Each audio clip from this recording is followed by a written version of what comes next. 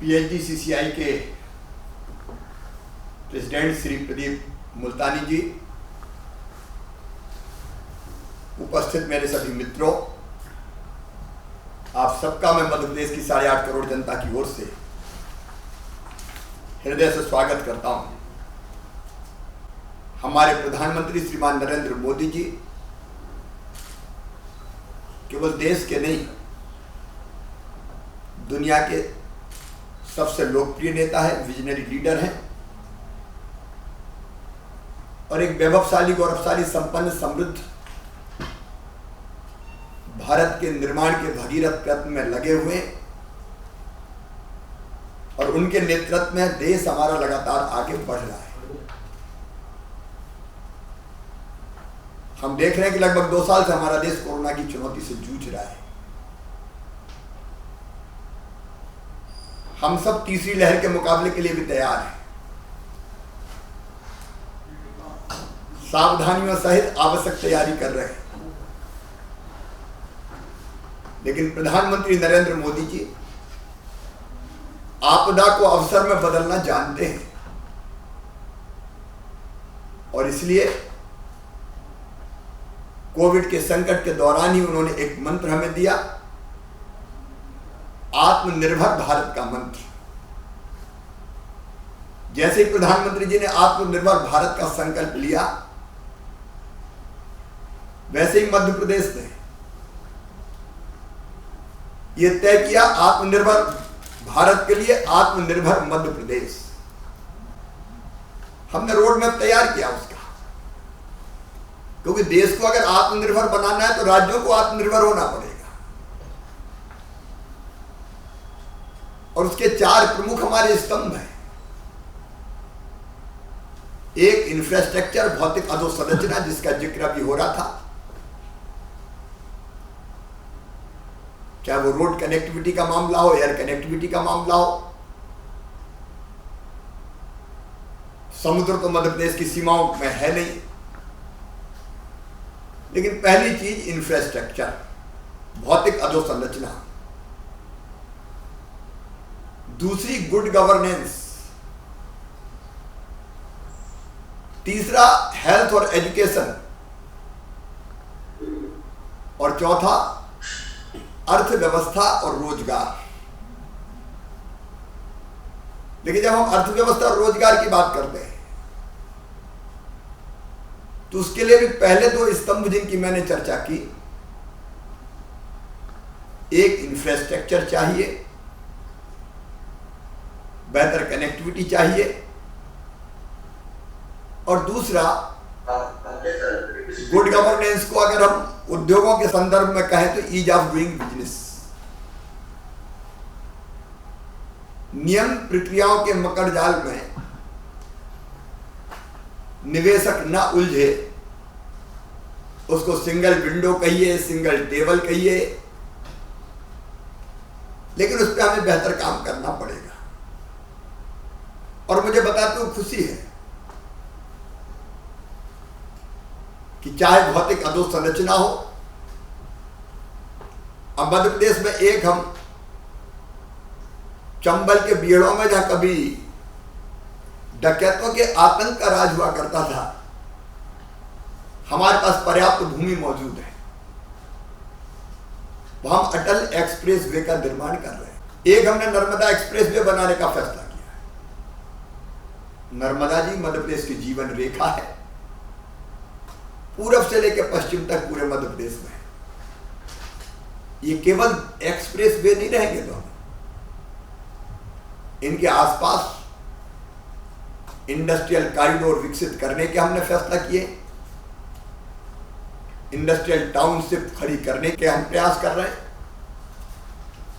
और दोनों के काम को हम तेजी से आगे बढ़ाने का प्रयास कर रहे हैं। और वैसे ही शिक्षा के क्षेत्र में, क्योंकि आपको स्किल्ड मैन पावर भी चाहिए, तो ग्लोबल स्किल पार्क जैसे पार्क हम बना रहे हैं सिंगापुर के सहयोग से। लेकिन शिक्षा की गुणवत्ता और बेहतर हो, ताकि जिनमें टैलेंट है वो अपनी प्रतिभा का प्रकटीकरण कर सकें। इसलिए सीएम राय जैसे स्कूल भी हमने प्रारंभ करने का फैसला किया है। मध्य प्रदेश अद्भुत राज्य है। यहाँ जल संपदा, यहाँ वन संपदा, यहाँ खनिज संपदा, जैव विविधता, एक नहीं अनेकों संपदाएं मध्य प्रदेश के पास, और हमारी कोशिश है कि हम इसका बेहतर दोहन करें। सरकार के दो प्रमुख लक्ष्य है।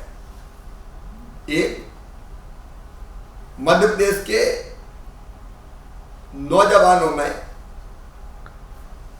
उद्यमता के गुण का विकास हो, वो रोजगार मांगने वाले नहीं, रोजगार देने वाले बने, और उसके हम लगातार प्रयास कर रहे हैं। युवा उद्यम क्रांति योजना हमने शुरू की है, जिसमें हमारे प्रदेश में अगर टैलेंट है तो सरकार के सहयोग से वो अपना छोटा उद्योग शुरू कर सके, और दूसरा, देश नहीं बल्कि दुनिया में निवेश के लिए सबसे आकर्षक राज्य मध्य प्रदेश को बनाना। मुझे बताते हुए खुशी है कि देश का फार्मा हब है मध्य प्रदेश, देश का गारमेंट हब और देश का लॉजिस्टिक हब बनाने की जो हम कोशिश कर रहे हैं, उस दिशा में मध्य प्रदेश तेजी से आगे बढ़ रहा है। मुझे बताते हुए भी खुशी है कि कोविड के दौर में भी अगर आप 2019 से तुलना करें तो 2021 में हमारी औद्योगिक इकाइयों में 49% वृद्धि हुई है। इंडस्ट्रीज को लैंड अलॉटमेंट के मामलों में 33% वृद्धि हुई है। निवेश जो आ रहा है प्रस्तावित, उसमें 67% वृद्धि हुई है, और रोजगार में भी 39% वृद्धि हुई है। ईज ऑफ डूइंग बिजनेस सुधारों के सफल क्रियान्वयन के कारण मध्य प्रदेश अतिरिक्त ऋण राशि का लाभ लेने वाले देश के प्रथम 5 राज्यों में शामिल हुआ है। वेस्टर्न रीजन में हमने पहला स्थान प्राप्त किया है, और इससे राज्य को 2373 करोड़ रुपए का अतिरिक्त वित्तीय संसाधन मिला है। इंडस्ट्रियल डेवलपमेंट को तेजी से आगे बढ़ाने के लिए हमने देवास निवेश क्षेत्र बनाया है, रतलाम निवेश क्षेत्र बनाया है, और देवास में 3400 एकड़ में और रतलाम में 4500 एकड़ में औद्योगिक क्षेत्र को हम विकसित करने का काम कर रहे हैं। मध्य प्रदेश में अभी भारत सरकार ने मेडिकल डिवाइसेस पार्क की मंजूरी भी दी है। चिकित्सा उपकरणों के निर्माण में एक बड़ी उपलब्धि है ये मध्य प्रदेश की। हम केवल बड़े उद्योगों की चिंता नहीं कर रहे हैं, बड़ा निवेश का तो स्वागत है, आए लगातार आ भी रहे मित्र हमारे, लेकिन एमएसएमई मतलब लघु और कुटीर उद्योगों का भी जाल हम बिछाना चाहते हैं। Furniture, textile, toy, power loom, गुड़, नमकीन, हमारे 13 क्लस्टर्स स्वीकृत भारत सरकार ने किए हैं, जिस पर हम तेजी से काम कर रहे हैं। मध्य प्रदेश ने एक और अभिनव पहल की है, एक जिला एक उत्पाद। जिस जिले में की जो विशेषता है लोकल जो प्रोडक्शन होता है, जैसे मंदसौर में लहसुन, बुरहानपुर में केला, निमाड़ की मिर्ची, उस पर आधारित उद्योगों को हम उस जिले में बढ़ावा दे रहे हैं। जो लोकल को वोकल बनाने का प्रधानमंत्री जी का मंत्र है, उसको भी हम सार्थक करने का प्रयास कर रहे हैं। मित्रों, मध्य प्रदेश उन अग्रणी राज्यों में है जिन्होंने रेगुलेटरी कंप्लायंस बर्डन को कम करने के लिए सफलतापूर्वक 1896 सुधारों को लागू करने का काम किया है। जीआईएस आधारित भूमि आवंटन प्रणाली के साथ इंडस्ट्रीज के लिए लैंड बुकिंग की भी ऑनलाइन प्रक्रिया हमने प्रारंभ की है। ईज ऑफ डूइंग बिजनेस के साथ साथ कास्ट ऑफ डूइंग बिजनेस भी मितव्ययी बनाने की दिशा में निरंतर हम काम कर रहे हैं। इसलिए मोहासा बाबई जैसे क्षेत्रों में सस्ती बिजली उपलब्ध कराने का फैसला हमने लिया है। गारमेंट हब बनाने के लिए मध्य प्रदेश को हमने औद्योगिक प्रोत्साहन नीति 2014 में अनेकों आवश्यक संसाधन किए हैं और मुझे कहते हुए खुशी है कि त्रिपुरा और देश के अन्य भागों से तेजी से गारमेंट सेक्टर में निवेशक मध्य प्रदेश आ रहे हैं। कोविड को देखते हुए ऑक्सीजन प्लांट के निर्माण हमने व्यापक पैमाने पर किया और निवेश का भी उसमें स्वागत है। मध्य प्रदेश ने अपनी इथेनॉल पॉलिसी भी जारी कर दी है। राज्य में हम लगभग 200 करोड़ लीटर प्रति वर्ष से अधिक का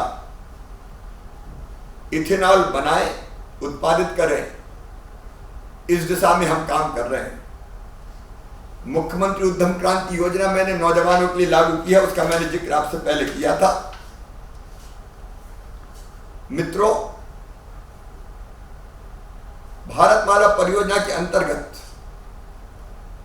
उसके फर्स्ट फेज में इंदौर और भोपाल में मल्टी मॉडल लॉजिस्टिक पार्क स्थापित करने का फैसला लिया गया है। Start your business in 30 days.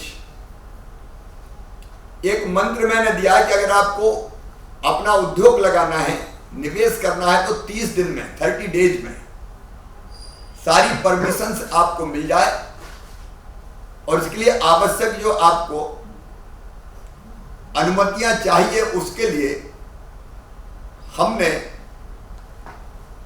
समय सीमा तय कर दी कि कौन सी सुविधा कितने दिन में आपको मिलेगी और उसको public service delivery guarantee act से जोड़ के सुनिश्चित कर दिया कि कोई उसमें देर नहीं कर सकता। तो 30 दिन में अपना बिजनेस स्टार्ट कर सके आप, उस दिशा में जो आवश्यक कदम थे वो हमने सारे उठाए हैं। नियम प्रक्रियाओं के मकर जाल में हम चक्कर लगाते ना रह जाएं, ये हमारी कोशिश है। मध्य प्रदेश में जैसा मैंने आपको बताया, निवेश के लिए पर्याप्त मात्रा में भूमि उपलब्ध है, सस्ती दरों पर उपलब्ध है। मध्य प्रदेश बिजली के क्षेत्र में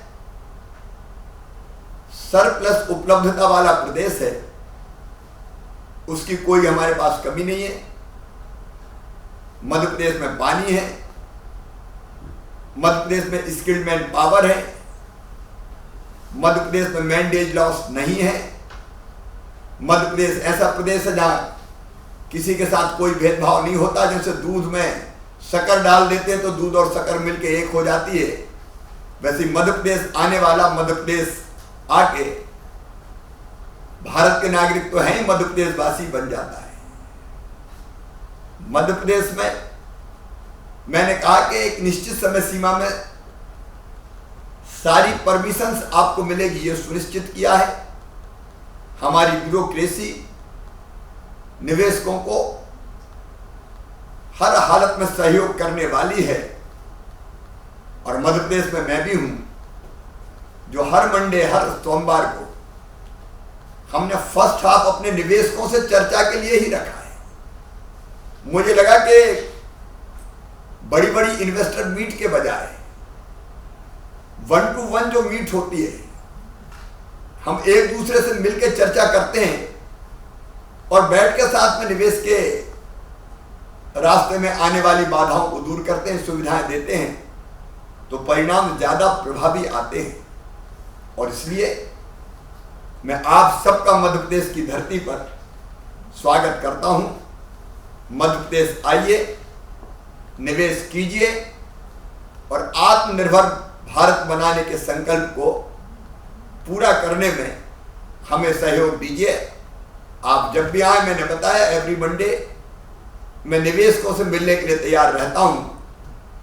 आप सबने मुझे इस कार्यक्रम में बोलने का अवसर दिया, इसके लिए मैं आप सबको हृदय से धन्यवाद देता हूं। और एक बार फिर मैं आप सभी का मध्य प्रदेश की 8.5 करोड़ जनता की ओर से हृदय से स्वागत करता हूं।